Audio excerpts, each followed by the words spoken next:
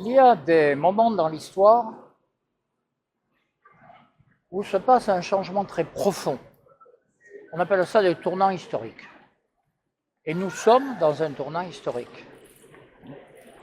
Il y a des défis qui n'étaient pas là hier, par exemple le défi climatique, mais il y a surtout un équilibre général, équilibre géopolitique, équilibre stratégique, équilibre monétaire, équilibre économique, qui de toute évidence ne convient plus. Habituellement, dans ce genre de circonstances, on peut penser que les personnes éclairées, comme on dit, il y a des gens qui appellent ça des élites, n'exagérons rien, mais réfléchissent, se posent des questions quant à savoir comment analyser le fait qu'un monde disparaît et comment analyser le monde qui peut arriver, donc avoir une idée des nouveaux équilibres. La particularité de la France aujourd'hui est qu'elle a une classe dirigeante extraordinaire qui considère qu'il n'y a rien à changer et qui donc ne se pose aucunement la question de savoir ce qu'il faut faire à la place. C'est-à-dire qu'elle est complètement à contre-temps. Je dois dire qu'il était particulièrement intéressant de signaler ce fait le 18 juin 2024, c'est-à-dire le jour anniversaire du moment où Charles de Gaulle, général, lançait son appel depuis Londres.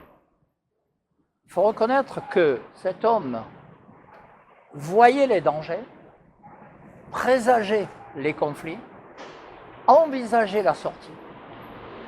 Il a pour cela, et de manière constante, quitté son pays, ses biens, son métier, sa famille. Ça ne fait rien, il voulait le faire parce qu'il pensait qu'il fallait le faire. Hein, comme disait le philosophe Alain, penser, c'est dire non. De nos jours, c'est une pensée assez peu répandue.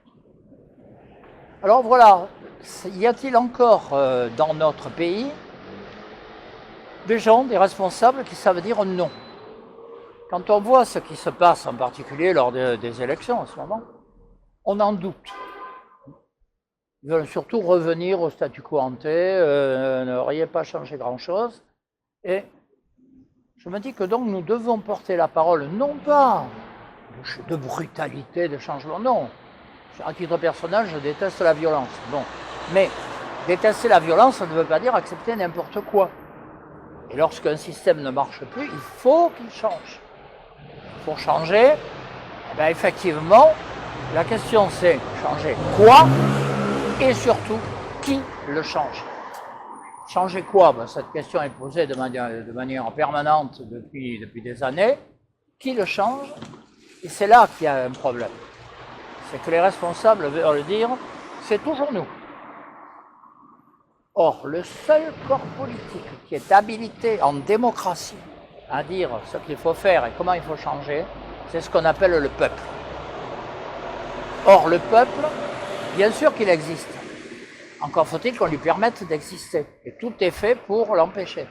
Hein, rappelons-nous, le 29 mai 2005, le peuple français a dit clairement qu'il ne voulait pas un texte, et le président de la République, des Républicains, a dit, vous pouvez dire ce que vous voulez, je m'en fous, je le fais quand même. Bon, voilà. Et nous sommes devant ce genre de contradiction. Il faut réaffirmer la souveraineté du peuple. Parce que c'est par là que ça passe dans ce qu'on appelle vulgairement la démocratie. Bien sûr, je sais que tous les dirigeants politiques, tous, disent qu'ils défendent la démocratie, et même qu'ils se battent pour la défendre. L'ennui, c'est que pour la défendre, ils l'attaquent. Ou du moins, ils ne la défendent pas. Voilà. Alors, nous sommes devant ce problème. Ce problème va se poser, bien entendu, pendant les élections législatives. Nous considérons qu'inévitablement, il faudra à un moment poser la question des institutions parce que là aussi, ça ne correspond plus. Voilà, non pas qu'il faille obligatoirement faire des choses étonnantes, inconnues, non, parce que la souveraineté populaire n'existe plus dans les institutions actuelles. Et elle n'est plus défendue par ceux qui devaient la défendre. D'où l'idée de constituante, qui n'est pas d'ailleurs une idée neuve dans l'histoire de France, il y en a eu 6, ça en ferait une 7e. Mais il faut réaffirmer ce besoin Et je pense que lorsque le général de Gaulle, le 18 juin 2024, s'est adressé à la France, bien entendu, il s'est adressé à la France en tant que corps historique, il s'est adressé aussi à son peuple en tant que corps politique.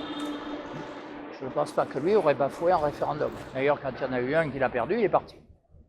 Donc, c'est cela qu'il faut réaffirmer, c'est le peuple, de façon pacifique, démocratique et rassembleuse, mais tout le peuple, et pas seulement quelques hapifiés.